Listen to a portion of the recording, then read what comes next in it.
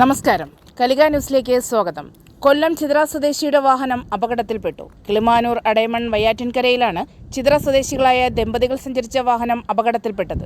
ഇവർ സഞ്ചരിച്ച കാർ നിയന്ത്രണം വിട്ട് ഇലക്ട്രിക്കൽ പോസ്റ്റിലിടിച്ച് താഴ്ചയിലെ റബ്ബർ തോട്ടത്തിലേക്ക് മറിയുകയായിരുന്നു.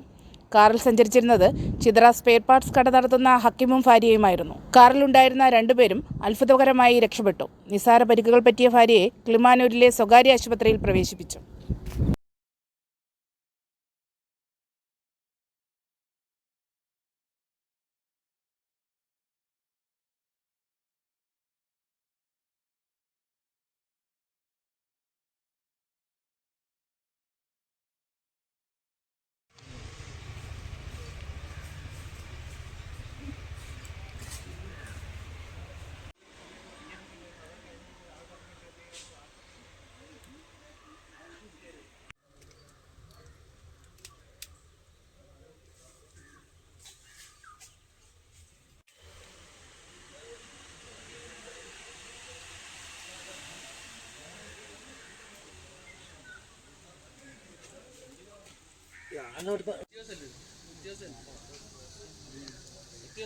Toyota Estes.